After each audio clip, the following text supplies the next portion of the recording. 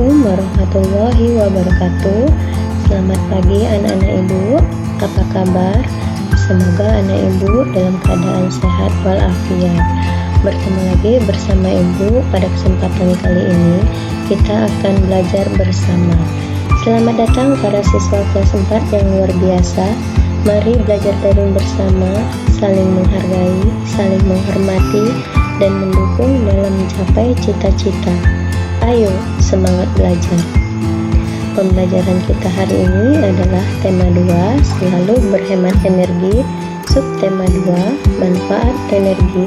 Muatan IPS, sumber daya alam, tanaman obat, dan sumber daya alam batu bara.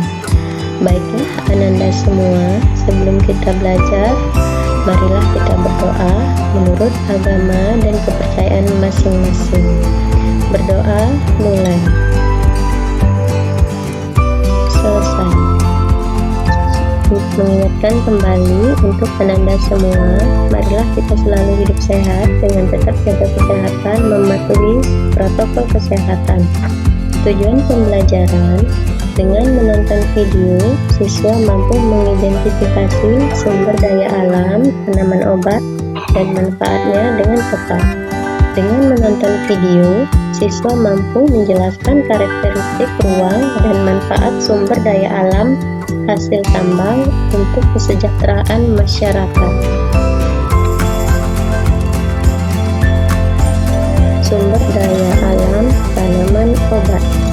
Pada pembelajaran sebelumnya, Ananda sudah mempelajari sumber daya alam yang ada di Indonesia. Indonesia kaya dengan aneka ragam sumber daya alam, mulai dari perairan hingga kepulauan. Semua sumber daya alam bisa kita manfaatkan. Kalau di materi sebelumnya, Ananda sudah memanfaatkan matahari yang merupakan sumber energi panas yang sering kita gunakan. Nah, sekarang kita akan mempelajari sumber daya alam tanaman yang bisa kita manfaatkan. Tahukah kamu, Indonesia juga memiliki sumber daya alam yang bermanfaat bagi kesehatan tubuh. Sumber daya alam tersebut adalah tanaman obat. Ada beberapa jenis tanaman yang bisa disebut sebagai tanaman obat. Tanaman obat itu adalah jenis tanaman yang berkhasiat dan dapat digunakan untuk menyembuhkan berbagai macam penyakit. Contoh tanaman obat adalah temulawak, jahe, kunyit, bawang putih, cengkeh, pala, merica, dan masih banyak yang lainnya ya. Apa saja sih manfaat dari tanaman obat? Tanaman obat berfungsi pertama meningkatkan kesejahteraan masyarakat. Tanaman obat memiliki potensi besar di Indonesia bagi petani dan pedagang.